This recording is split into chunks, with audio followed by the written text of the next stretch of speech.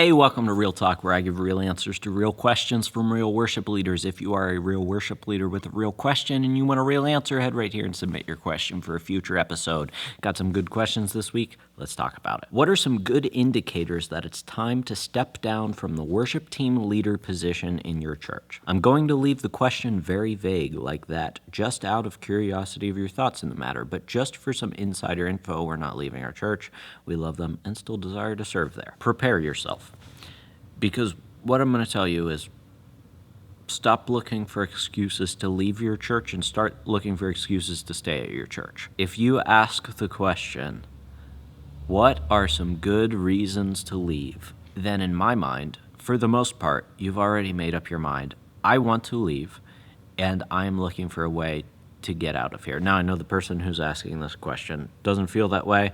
You said you love your church and you're looking to stay. You just want to know my thoughts. But those are my thoughts. Like, if you are in a situation where you're like, I want to leave, I'm considering leaving, what are some good excuses to actually leave my church? Then in my mind, you've basically already made the decision if you're asking the question that way. You should be asking the question, what's good in my church? There's got to be good stuff going on. What are the excuses to stay? Because if we view it from a negative lens, we're always going to find reasons.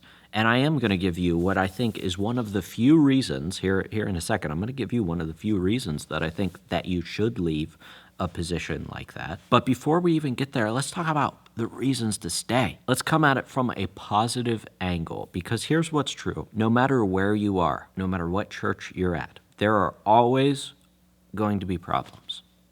There are always going to be frustrations. There are always going to be what seem like problem people in your church who disagree with you about everything.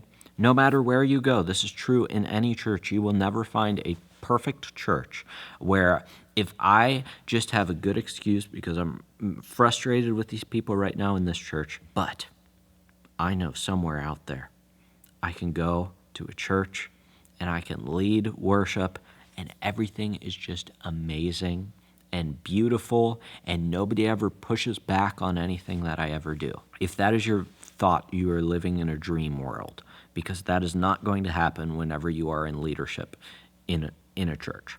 So one of the things that is not a good reason to step down from worship ministry is because you're frustrated with people. If that's all it is, you're going to be frustrated no matter what. And if you're looking to go to a different church, just because you're frustrated, you're going to be frustrated at a new church as well. So you might as well work with the people that you're with right now and learn how to not be as frustrated with them because you've built relationships with them, instead of going to another church where you serve for 3 years and then get frustrated with them, and then go to another church and serve for 3 years and you get frustrated with them, and go to another church and serve for 3 years and you get frustrated with them, and then you go to another church for 3 years. I could keep going forever. Like, it's just a cycle. You either learn how to deal with frustrating people or you don't. There's going to be frustrating people everywhere. So just learn with the people that you're with right now. Now, let's talk about good excuses to stay. What's happening in my church? Why would I stay at my church? Because the Bible is being taught faithfully on Sunday mornings. Because I see life change in the people in my church. I'm not just focused on the people that frustrate me or the bad things that are going on, but there's actual fruit that I am seeing in my church. There are good things happening as the people of God are shaped more and more into the image of Jesus. Number 3, there's been some sort of progress, even though it might not be as much progress as I want. I can celebrate the small things in my church that are happening. Look for those small things. If you can't see them, ask somebody else, hey, what can we celebrate right now? Like, what is good in our church right now? I want to be a people who celebrate what God is doing. And that's just to get you started thinking, not just what are good indicators to leave my church, because if you ask it from that question, you're going to be like, I'm frustrated with this person, this thing didn't go my way, this isn't happening when I thought it was going to happen, and you will find as many excuses as you need to leave a church. That doesn't mean that they're good excuses, but you will find excuses to leave a church if you look hard enough. Even if you don't look hard, sometimes you'll find them. So start looking for the good things. Those are often harder to find. I want to encourage you, if you are in this position, start there. Now, I told you I would give you an indicator. What is a good reason to step down from your worship team? I can think of 2 things. Number 1, personal moral failure. If I have fallen publicly in a major way. And I say that because I don't just want you to think, oh no, I sinned this one time, and now it disqualifies me from ministry forever. But if there is a big moral failure in your life, and I'll leave that purposely ambiguous, whatever that means. I'm not just talking about like you said a swear word one time or something. Don't do that. But if you did that, that doesn't disqualify you from ministry. That's a reason. Now, the other thing is unbiblical leadership in your church that you have to serve under. So really, it has to do with moral failings, either your own moral failing or somebody else's moral failing that you have to serve under, and that the leaders in your church will not remove them from their position of leadership, even though they're clearly not fit to serve in that role, and then you have to serve under them. And actually, that's just a specific case of the overarching problem, and the overarching problem is I would step down from a position of worship leading if I felt like the church that I was serving in was no longer fulfilling the biblical requirements of what a church is supposed to do, whether that's who they have in leadership, whether that's what's being taught in the pulpit, what's being preached on Sunday. I mean, that's it. That's what would cause me to step down from a worship leading position. Not, I'm really, really frustrated right now, and I will never serve again. I understand if you were really, really frustrated and you feel like you don't want to serve in worship ministry anymore.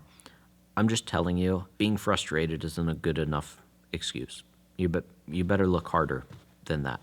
Then I have problems in my worship ministry. I know that you have problems in your ministry. Everybody has problems in their ministry. Everybody's frustrated from time to time. You might be frustrated for the past 3 years. As I always say, my first response is never leave your church.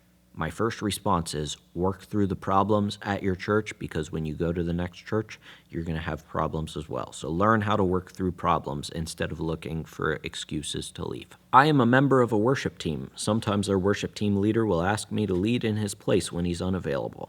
Last week, our leader was leading, and I was singing.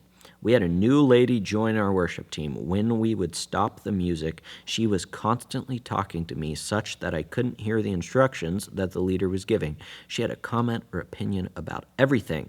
How can I, or the leader, get her to be quiet when the music stops and ask questions at a more convenient time? First of all, I understand the frustration. I would be frustrated too if I've been part of the worship team for a while, and then somebody new comes in and they're like disrupting rehearsal for everyone. I assume that this was during a rehearsal and not during a service.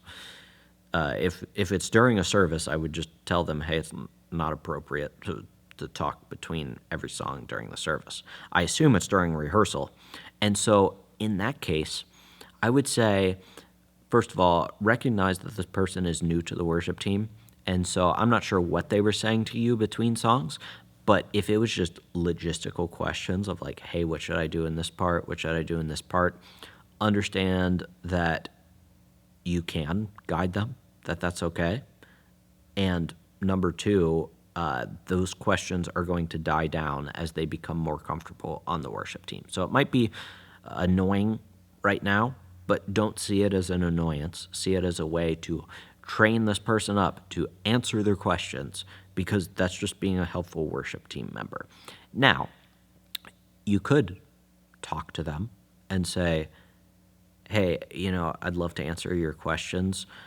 Just during a rehearsal, I'm trying to hear what the leader is saying, and so I don't want to miss that instruction. So let's meet before rehearsal, after rehearsal. If they're asking you good questions, say, have your questions, save them for later, and then I'll answer them and I'll help you out. Something as simple as that. I don't know, figure out whatever you think, whatever system works best for you, what would make sense. But this sounds to me like something that this person will grow out of. If they're new on your team, they probably just don't know what to do. They probably don't know how a rehearsal is run. And you can even teach them that and say, hey, I noticed you're asking a lot of questions and I'd love to answer them, and I will answer them. But when we have rehearsal, it kind of runs this way. We run through a song, the leader gives us instruction, we receive it, we have a chance to ask questions, and then we continue on to the next song. So just be patient with them. Teach them the flow of your worship rehearsal. Maybe they're just excited too about being on the worship team, and so they're giddy with excitement and talking a lot. I don't know, could be a possibility. Just be patient with them. If it turns into like some huge problem where they're doing it for 3 months, be patient with them for a little bit, but then maybe have that conversation. Hey, I'd like to hear the leader as they give instructions. And if that doesn't work, then realize that it's not really your responsibility to deal with that issue, but it is the worship team leader's responsibility to deal with that issue. Obviously, go to the person one-on-one first and talk to them. But if you've done that multiple times and they aren't getting the picture, then go to your leader and say, hey, I'm kind of frustrated. This person talks to me between every song, and I can't hear you when you give instruction. So I'm just letting you know I'm kind of frustrated right now. I'm not really sure what we can do about that, but work with your leader to find a solution as well. And it sounds like this person might not know what they're supposed to be doing during rehearsal. Maybe that's because you don't have a strong structure for your worship rehearsal. And if you need help with that, I've linked down in the description below the worship rehearsal blueprint. In that, you will find 5 steps to the perfect worship rehearsal that will allow your team to be led well spiritually, relationally, and musically, so that they grow closer to God, grow closer to each other, and are ready to lead musically on Sunday. So check that out down in the description below. Maybe share it with your worship team leader, and they can incorporate that into their worship ministry. Other than that, thanks so much for joining me. Till I see you in the next video, keep leading worship well.